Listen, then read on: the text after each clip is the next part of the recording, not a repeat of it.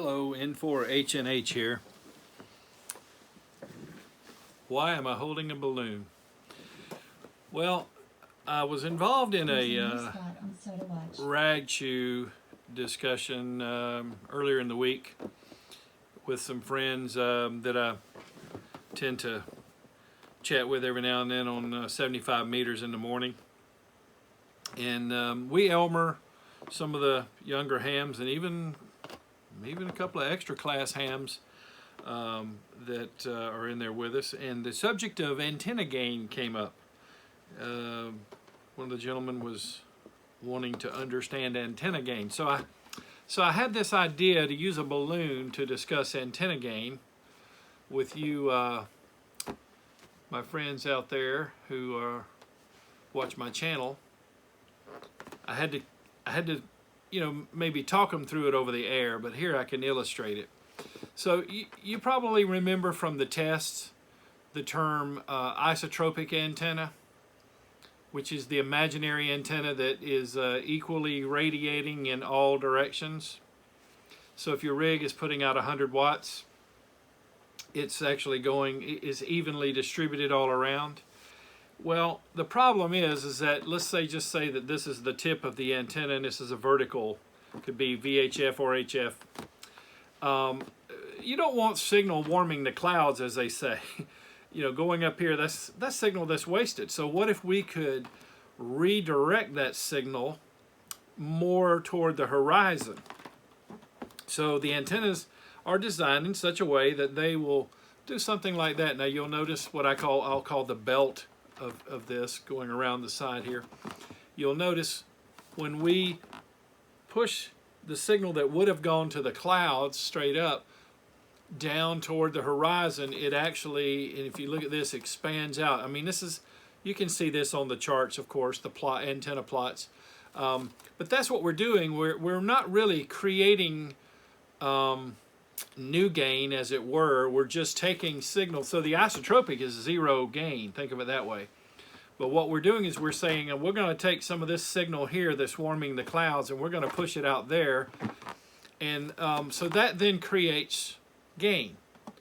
And you can see by there, I get more distance when I compress this. If you watch these sides expand.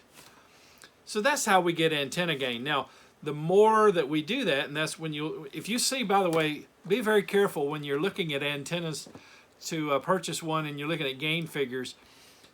It can be a little bit deceiving. If the manufacturer just says that it's dB, that's not really enough information, because you don't know whether that's how many dB that is versus an isotropic, the imaginary completely spherical radiation pattern, or is that dBd, which is dB over dipole. So what you really want to look at is dBd, but that's okay if they don't give you dBd, but they give you dBi. You can figure out dBd by subtracting 2.15. In other words, think of it this way: 2.15 is going to represent the amount of gain that a dipole has over this isotropic.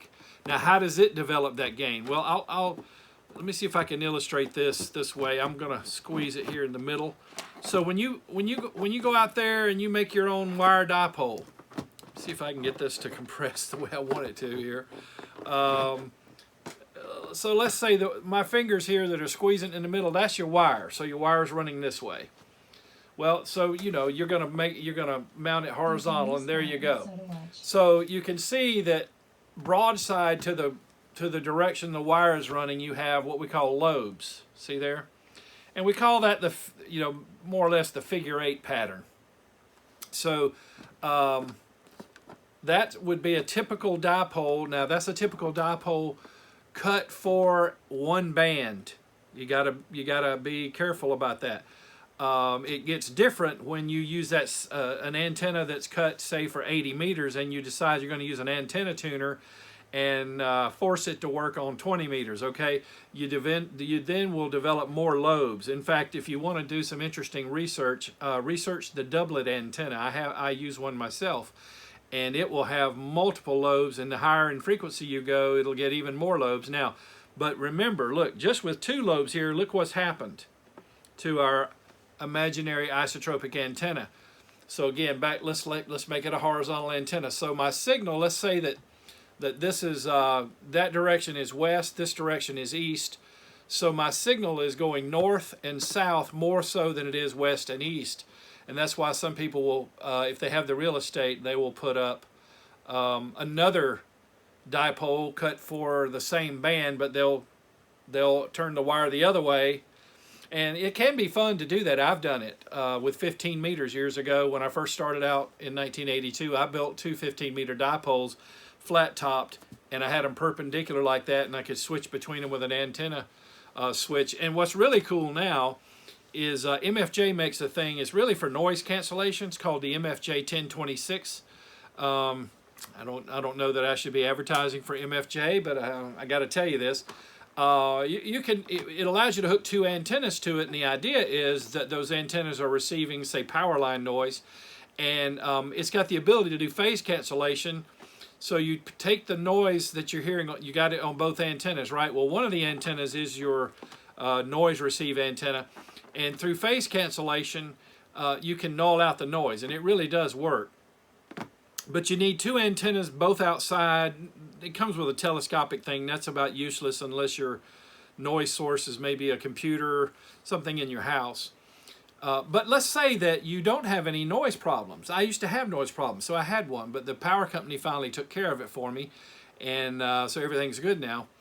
But let's say, so you don't have any noise problems. Well, if you had a dipole oriented this way and another oriented this way, and you bring them into that MFJ 1026 noise canceller, you can use that same technique that you were using to null out noise, to null out signals. And essentially what you've done is you've created an electrically rotatable, if you will, antenna system. Your antennas are out there, you know, they're not moving. But by turning that phase cancellation knob, you're electrically rotating your receive pattern. Now, only on receive, of course. But anyway, so that's typical dipole. And again, with a doublet, which, quick and dirty explanation, doublet is, let's say I've got one out here that's cut for 160 meters. You feed it with open wire line. So on 160 meters, it should act like this. But each time, as I go up in bands, it's going to develop multiple lobes, and you know, it really gets to be kind of you're at its mercy what directions it's strong in and what directions are nulls, and you just kind of got to get to know that. Mine, fortunately, is really, really good for east and west, and that helps me, as you can imagine, being in North America, it helps me work Europe and, of course, toward California from here in Georgia. So anyway, antenna gain, back to this illustration. I'm already misshaping this thing. Look at this. But, you know, so the isotropic, the imaginary antenna, equal in all directions. To create gain, we just redistribute this RF into direction we want it to go to. Now, notice this is representative of an omnidirectional antenna, right? Now, let me talk about a beam. I'll just take a Yagi, for example. So let's just say that this is a Yagi. This almost helps, but it's big. The rear lobe's bigger than that. But on a Yagi, what you're doing is, again, just the design of the antenna is creating this gain by redirecting signal. Well, the idea of a beam is, I want to hear the person that's in this direction. I don't want to hear anything back here. So, you know, not talking vertical now, let's talk horizontal. So you have the reflector, and you have the derivative element, and then you have the director. And so the reflector is pushing the energy that would go back this way. It's reflecting it back forward. The director is pulling it forward, if you will, and then you've got the driven element that's, you know, the kind of the tuned element, if you will.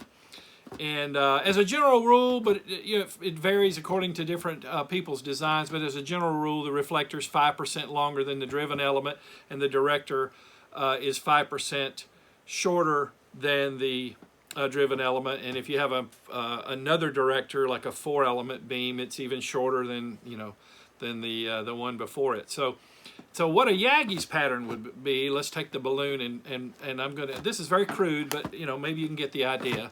Hopefully this will translate.